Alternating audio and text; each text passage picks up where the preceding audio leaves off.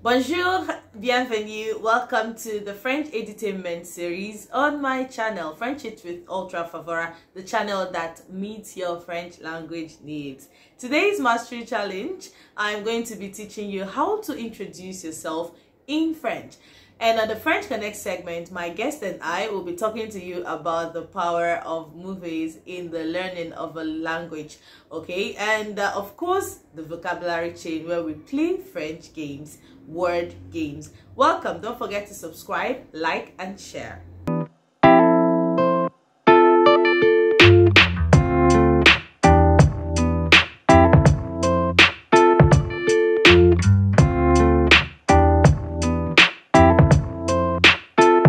So for the Mastery Challenge, se présenter is introducing oneself, to introduce oneself. First of all, bonjour is hello, okay? Hello or good morning. In this context is hello, okay? Bonjour is also good morning, okay? So, but it's just generally saluting someone, okay? So you could just start with hello. Je m'appelle Mary. Je m'appelle Mary. My name is Mary. J'ai 25 ans. J'ai 25 ans. I am 25 years old. Je suis Nigerian. Je suis Nigerian. Now, why you heard me say n is because we are talking about Mary, and Mary is feminine, okay? Is a woman. So, you say Nigerian. So there's an E at the end. But if it's a male, you could say, Je suis Nigérian. Je suis Nigérian. It will just end with N. There will be no E. Okay? And the next one is, Je viens d'Enugu. Je viens d'Enugu. Okay? Enugu is the state capital in Nigeria. That is, I am from Enugu. Je suis journaliste bilingue. I am a bilingual journalist. So in that place, you have to put in what you do. For instance, if you are a student, you could say, Je suis étudiante.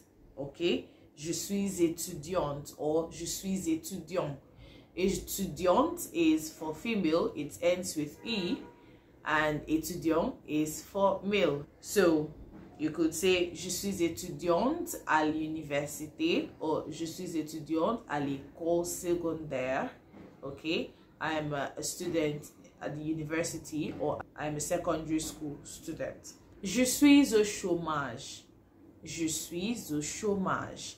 I am unemployed. Okay, you could also say, je cherche un emploi. Je cherche un emploi. I am looking for a job.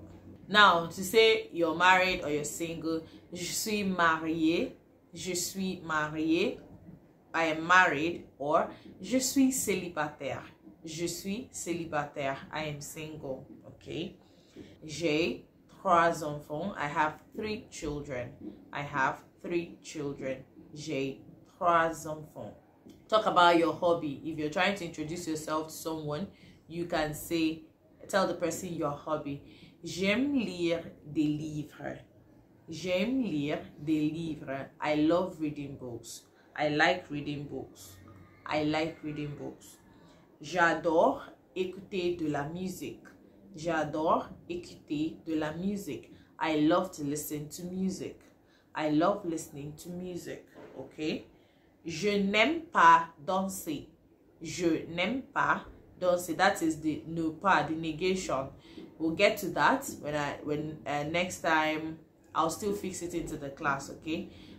Into the Mastery Challenge, the negation, ne pas, and something must come in between that no and the pas, okay? And in this context, the M is usually what we use most times to talk about it, because it is to like. So when you're saying I don't like, you need to put the ne pas, so which is je n'aime pas, conjugated now. Je n'aime pas danser. Je n'aime pas danser. I do not like dancing. Danser is to dance, okay? Je n'aime pas danser. I do not like dancing. You could also talk about the languages that you speak. Je parle anglais et français. Je parle anglais et français. Moi, je parle anglais, français, Igbo et espagnol. Tu comprends? Do you understand? So you list the languages that you could speak, and you're using the verb parler to say that, and in a conjugated form, je parle anglais et français. So I'd like you to repeat these things, okay? As you're saying it, try to pronounce it as you hear me say them. Je m'appelle Mary, j'ai 25 ans. J'ai 25 ans. Je suis nigériane. Je suis nigériane. Je viens d'Enugu. Je viens d'Enugu. Je suis journaliste bilingue. Je suis journaliste bilingue. Je suis étudiante. Okay? Different things for different people. Just keep pronouncing it. Je suis étudiante. Je suis au chômage. Je suis au chômage. Je cherche un emploi. Je suis mariée. Je suis mariée. J'ai 3 enfants. Or, you say, je suis célibataire. Je suis célibataire. J'aime lire des livres. J'aime lire des livres. J'adore écouter de la musique. J'adore écouter de la musique. Je n'aime pas danser. Je n'aime pas danser. And je parle anglais et français. Alright, so all the things I said now, if you remember how to translate them in English, put it in the comment section, and let me know that you are following the class. Let's go right now to watch the French Connect segment. Bonjour et bienvenue à French Edutainment Series. Ça, c'est l'activité French Connect. Aujourd'hui, nous allons traiter le sujet, le pouvoir du cinéma dans l'apprentissage des langues, illusion ou révolution. Dans cet épisode, on explore cet phénomène. Nous avons un invité spécial. Il s'appelle Monsieur Ishola Olatunde et alias Aisho Didon. Bonjour, monsieur. Voilà, bonjour à toutes et à tous. J'espère que tout le monde va très bien, n'est-ce pas? Donc, ici, c'est toujours Olatunde Ishola dit Aisho Didon, qui veut dire bonjour et rebonjour. La première question maintenant, c'est, selon vous, le cinéma peut-il réellement transformer notre manière d'apprendre une langue étrangère? Oh, d'accord, oui. Disons, le cinéma offre une immersion naturelle de la langue, parce qu'il permet aussi d'atteindre la prononciation authentique et le rythme des phrases et les expressions de la vie quotidienne en général. Vous voyez, non? Donc, on peut aussi rendre l'apprentissage plus vite et plus engageant que les méthodes classiques de nos jours, quoi. Voilà. Ok. Et avez-vous personnellement acquis du vocabulaire ou des expressions grâce à des films? Oui. Okay. Parce que beaucoup de gens apprennent des mots, des expressions familières ou idiomatiques simplement en regardant des films, en regardant des séries. Par exemple, on peut retenir des phrases typiques, non, comme ça va, ou bien c'est pas grave, en les attendant dans les différents contextes, quoi. Donc ça dépend de votre compréhension. Voilà. Ok. Et parlons de sous-titres. Est-ce que les sous-titres sont-ils une aide précieuse ou un piège pour les apprenants? Évidemment, les sous-titres peuvent aider en montrant l'orthographe des mots et en facilitant la compréhension. Donc, surtout pour les débutants, vous voyez, non? Donc, mais s'il y a trop de Mais s'ils sont trop utilisés, on risque de se concentrer uniquement, vous voyez, non, aussi sur la lecture au lieu d'écouter. Donc, d'écouter réellement la langue. Vous voyez, non? Donc, l'idéal est d'adapter l'usage selon le niveau des enseignants, bien selon le niveau des auditeurs. Voilà. Ok. Et selon vous, quels sont les avantages? Est-ce qu'il y a les avantages ou les limites de cette méthode d'apprentissage?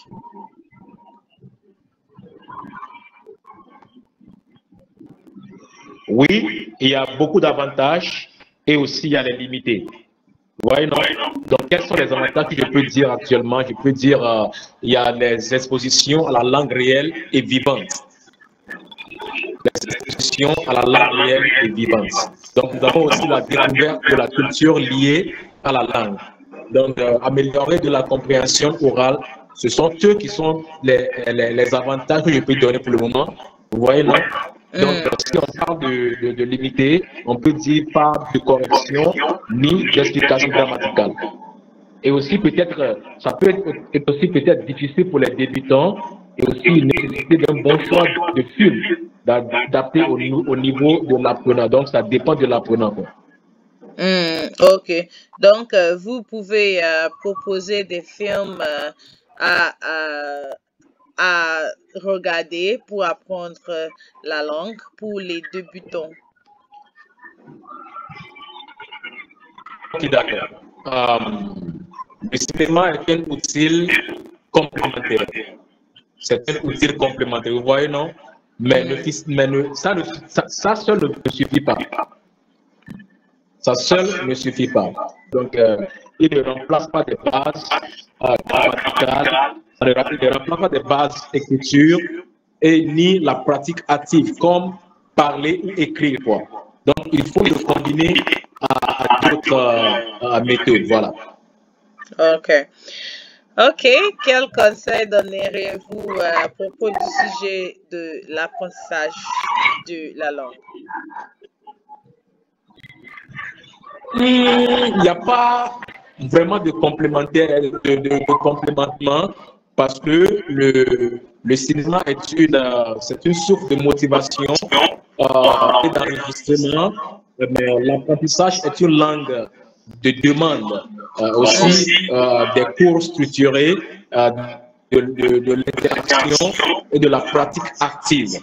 Vous voyez, donc le cinéma peut accompagner aussi l'enseignement, mais pas le remplacer, non. Oh, ok. Pas le remplacer. Merci beaucoup, Monsieur Aisho. Welcome back. That was the French Connect segment. If you learned anything, let me know in the comment section. Okay, and of course, you know now that you could actually use movies to also learn the French language. Let's get into the vocabulary. Chain is the game segment. Today, I'm going to give you names of animals. If you watched last week's episode, you will see that I still gave you some names of some animals. Today, we are going to continue on that, so you get to learn vocabularies of names of animals. And at the end of this video, you'll see the write-up pop up, the correction with the translation, okay? The name and the translation. Let's go there. Numéro 1, canard. Un canard. Canard. What does it end with? Put the next word in the comment section. Numéro 2, une chèvre. Chèvre is the word. Chèvre. Numéro 3, mouton. Mouton. Numéro 4, poule. Une poule. Poule. Numéro 5, un singe. Singe. Un singe. What does it end with? Let's go there. All right, and that's all I have for you on the French Edutainment series for this week. Join me again next week by 11 a.m. here on this same channel. Don't forget to subscribe, like, and share. At least show me that you love what I am doing. Je m'appelle Ultra Favora. À la semaine prochaine.